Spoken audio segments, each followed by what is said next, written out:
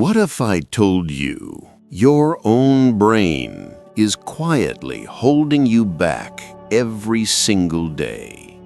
Not because it's evil, but because it's wired for safety, not success. It doesn't care if you finally write that book, start the business, or rebuild your health. It just wants you comfortable, predictable, stuck in the same routine, even if that routine is slowly draining your life. But here's the part most people never hear. Your brain can be trained. Just like a muscle, it can be rewired to work with you instead of against you. And you don't need magic or willpower. You just need to know the right psychological switches to flip. Today, I'm going to share 11 of those brain tricks. They're not theories. They're the same tools top athletes, CEOs, and even monks use to crush procrastination, build lasting habits, and actually get what they want. And if you stay with me until the very end, I'll give you the simplest hack of all, the one that works in less than 10 seconds. Here's something most people underestimate. Your brain cares more about belonging than achievement. That's why willpower often fades, but social pressure sticks.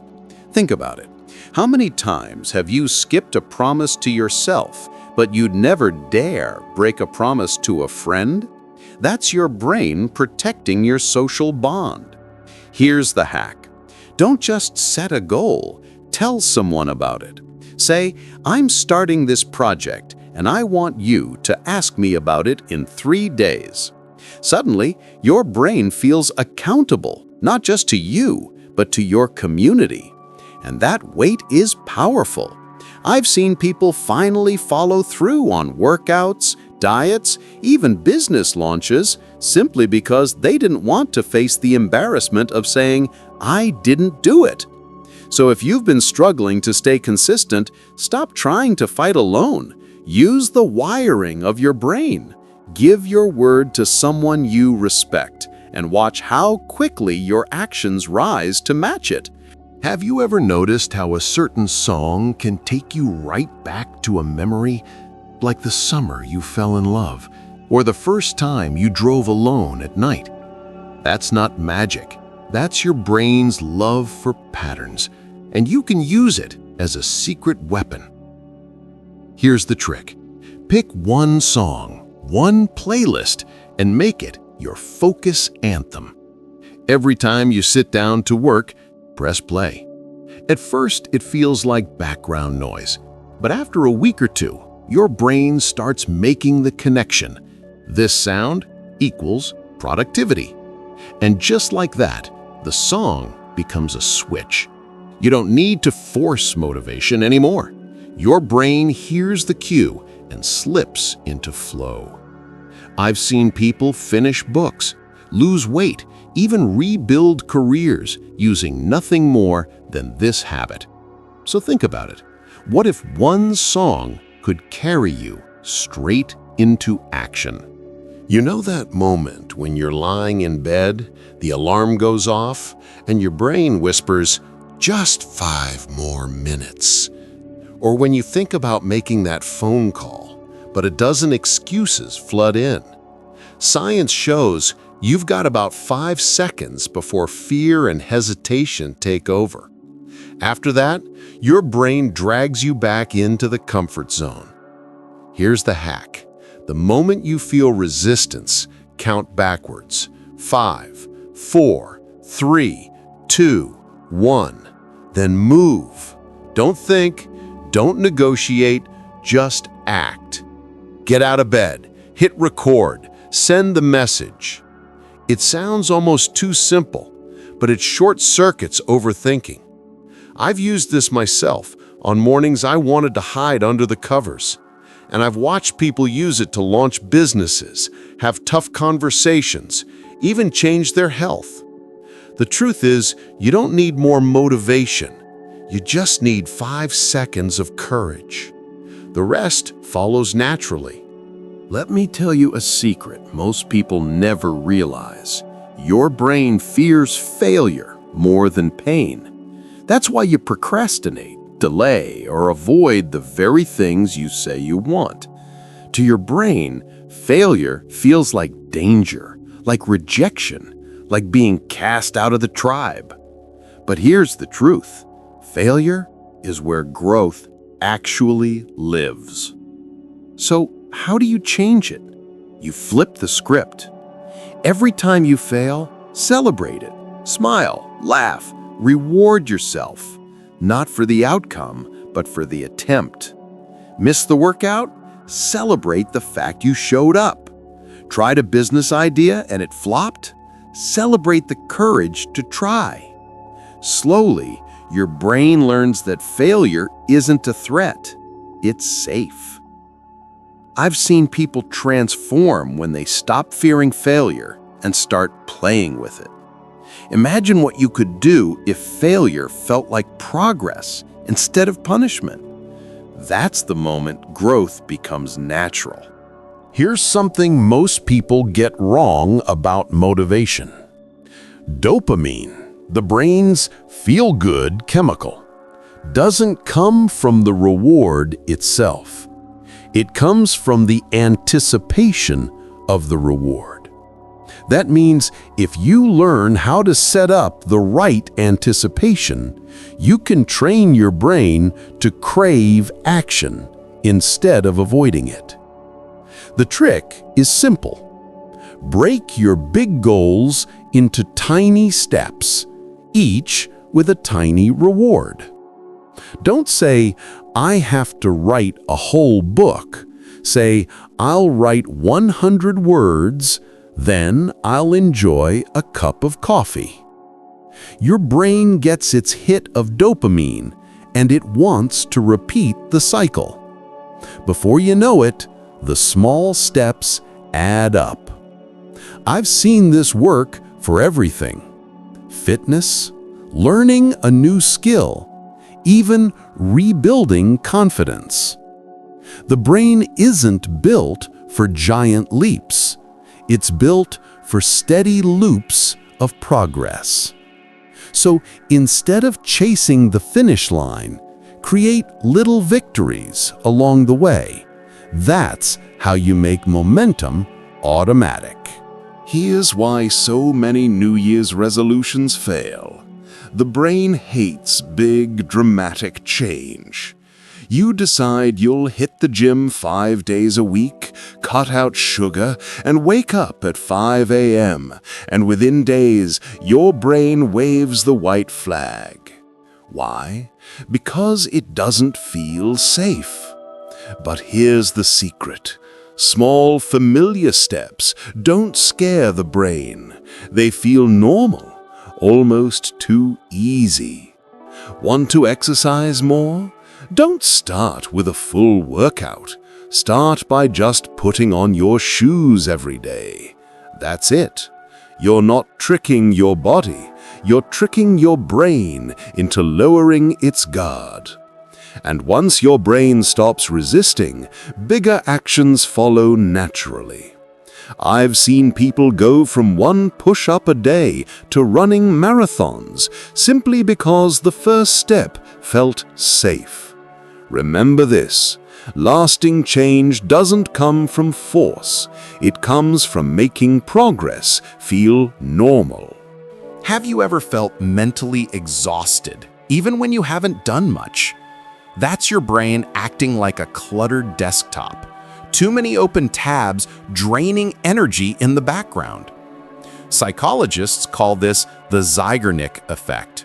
Your brain keeps holding on to unfinished tasks, reminding you of them again and again like a broken record.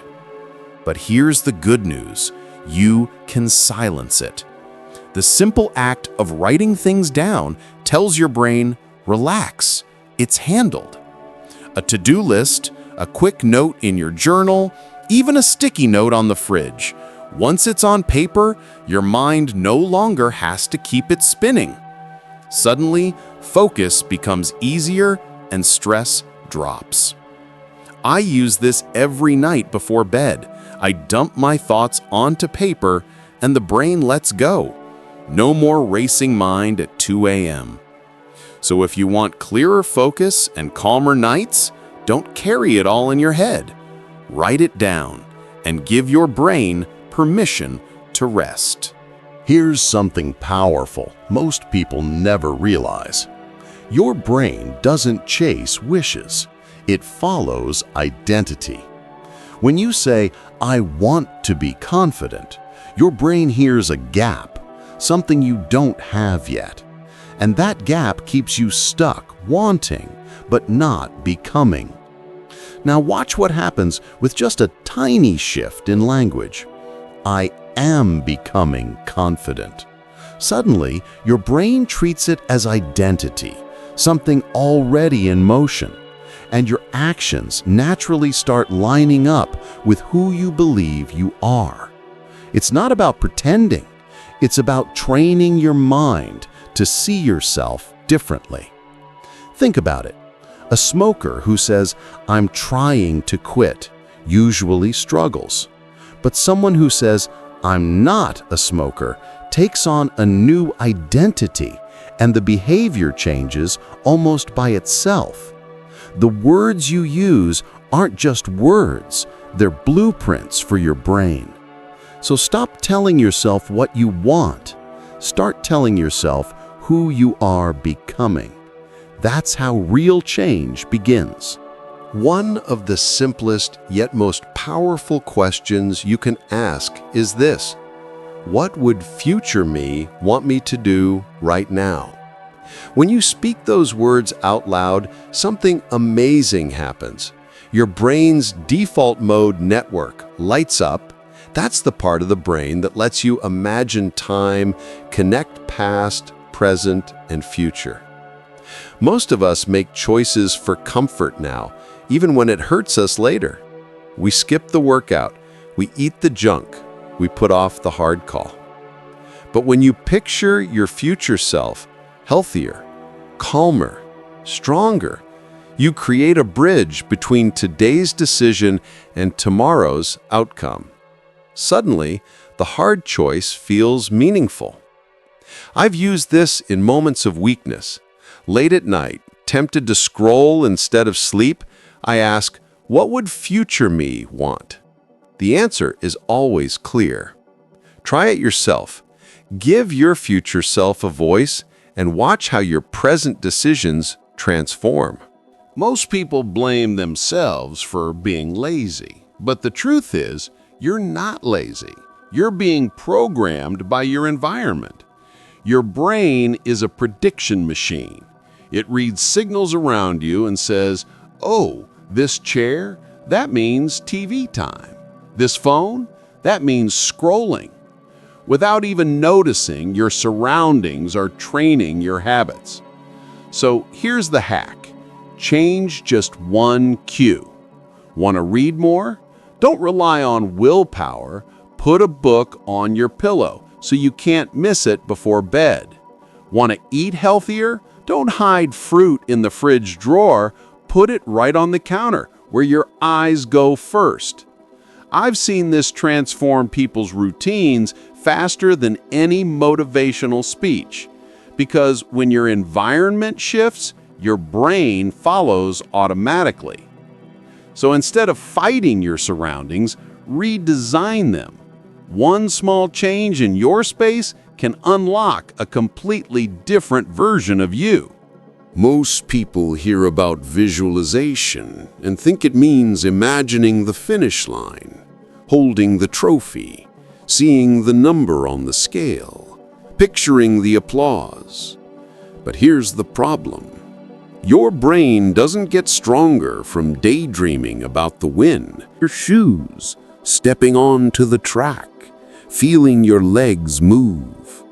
Instead of dreaming about a finished book, picture yourself typing the first sentence, hearing the keys click, sipping coffee as you write. Your brain can't tell much difference between imagined and real action. And the more you rehearse the work, the easier it feels to actually do it. Athletes use this trick before every game. Musicians use it before stepping on stage. You can use it too. Stop visualizing the victory. Start visualizing the effort. That's how you make discipline feel natural. So there you have it. 11 brain hacks grounded in real psychology and neuroscience. They're not gimmicks and they're not magic. They're simple, practical tools that can help you rewire your habits, reshape your identity, and finally stop fighting against yourself. But let me be clear, information alone won't change your life. Action will. Pick just one of these today. Maybe it's counting backward from 5. Maybe it's celebrating your failures. Or maybe it's writing down that racing thought before bed. Try it, and you'll notice the shift almost immediately. And now, I want to hear from you. Which brain trick are you going to try first? Drop it in the comments below. If this video gave you value, hit that like button, subscribe, and share it with someone who needs a mental reset. Remember this, your brain was designed to keep you safe, not successful. But once you learn how to guide it, there's truly nothing you can't achieve.